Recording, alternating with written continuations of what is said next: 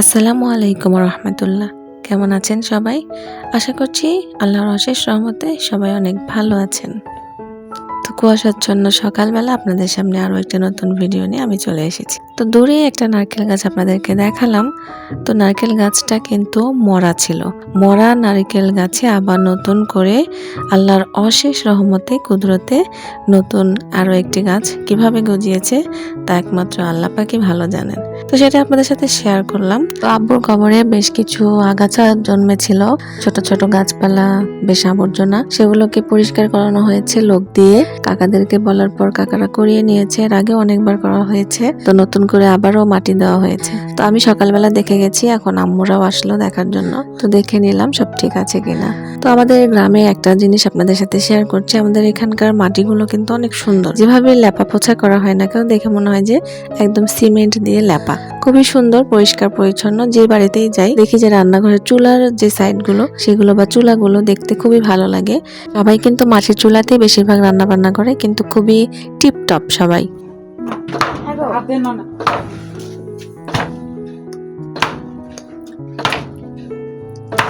গ্রাম বাংলার সবচেয়ে ঐতিহ্যবাহী যে জিনিস সেটা হচ্ছে ঢেকি।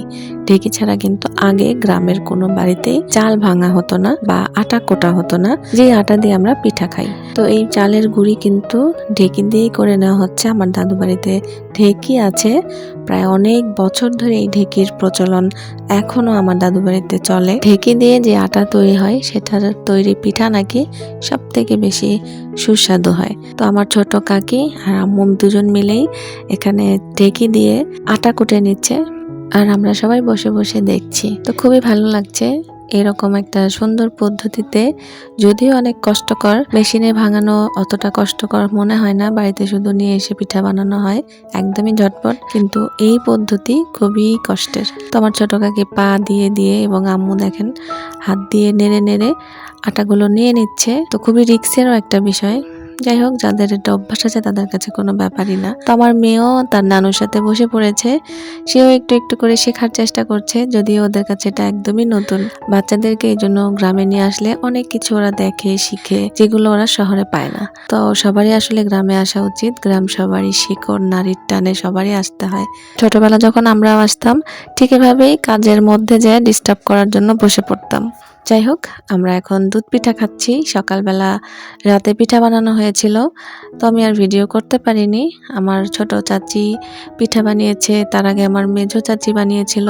তো যাই হোক, আমরা পিঠা টিঠা খেয়ে নিয়েছি, সকালের নাস্তা পানি শেষ করে এখন আমরা সবাই রেডি হয়ে গেছি।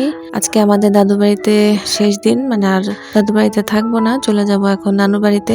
যেহেতু আমরা ঢাকা থেকে সরাসরি দাদু বাড়িতেই এসেছিলাম, এসে এখানে 4-5 দিন থাকলাম, এখন আজকে চলে যাব নানু বাড়িতে।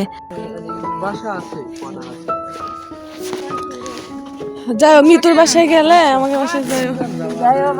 তো কাকা কাকি, চাচাতো ভাই, আত্মীয় স্বজন যারা দাদু বাড়িতে আছে সবাইকে বিদায় দিয়ে আমরা নানু বাড়িতে চলে এসেছি। আর আমার নানুর বাড়ি কিন্তু মাত্র 3 থেকে 4 কিলো লাগে দাদু বাড়ি থেকে আসতে। তো এসে আমরা বেশ কিছুক্ষণ রেস্ট নিয়েছি, দুপুরে খাওয়া দাওয়া করেছি, এখন বিকালবেলা। তো চলেন আপনাদেরকে একটা বিশেষ খাবারের সঙ্গে পরিচয় করিয়ে দিই। এই যে আমি ছিলে ছিলে নিচ্ছি, আর পলিথিনের মধ্যে বেশ কয়েকটা আছে। তো এই খাবারটার নাম হচ্ছে কেশুর আলু। আমাদের উত্তরবঙ্গের অনেকেই এই খাবারটার সাথে পরিচিত। আমরা যারা চেনেন তাদের কাছে তো আর বলার কিছু নাই, তো যারা চেনেন না তাদেরকে বলছি এটা খুবই একটা সুস্বাদু খাবার। কতগুলো খুব মিষ্টি লাগে, কোনোগুলো একটু পানসে পানসে। তো এটা এরকম ভাবে ছিলে ছিলে তারপরে কামড় দিয়ে খেতে হয়। তো এই খাবারটা কিন্তু শুধুমাত্র শীতকালেই হয়, তাছাড়া আর অন্য কোনো সময় এটা পাওয়া যায় না। তো এটা কিন্তু রান্না করতে হয় না, কাঁচাই খাওয়া যায়। তো ভিডিওর এই পর্যায়ে যারা চলে এসেছেন অবশ্যই একটা লাইক দিয়ে আমার পাশেই থাকবেন, আর যদি বেশি ভালো লাগে তাহলে অবশ্যই আমার চ্যানেলটাকে সাবস্ক্রাইব করবেন। আর আপনাদের সুন্দর সুন্দর মতামতের অপেক্ষায় আমি সবসময় থাকি। তো এর আগে দাদু বাড়িতে এত সুন্দর একটা ভিউ দেখেছিলাম সরিষা ক্ষেতের, আজকে নানু বাড়িতে আসলাম, এখানে এসেও ঠিক সেম জিনিসটাই দেখতে পাচ্ছি। আর শীতকাল মানেই গ্রামের বাড়িতে আসলেই দেখা যায় সরিষা ক্ষেতের এই সুন্দর দৃশ্যটা। এই সরিষা ক্ষেতটা আমার আম্মুর চাচাতো ভাইদের, তারা এবার সরিষা করেছে, প্রত্যেক বছরই করে। তো যদি সরিষা থেকে সরিষা হওয়ার পর সরিষা নিয়ে যাওয়া যেত বা সরিষার তেল করে নিয়ে যাওয়া যেত তাহলে অনেক ভালো হতো, কিন্তু সে পর্যন্ত তার আসাও হয় না আর নেওয়াও হয় না। তো খুবই সুন্দর লাগছে, অনেক দূর পর্যন্ত একদম হলুদ আর সবুজের একটা কম্বিনেশন, খুবই সুন্দর। তো সরিষা ক্ষেতের এই সুন্দর ভিউটা মোবাইলেই বেশি আকর্ষণীয় লাগে, চোখের সামনে থেকে দেখার চেয়ে মোবাইলেই ভালো লাগে।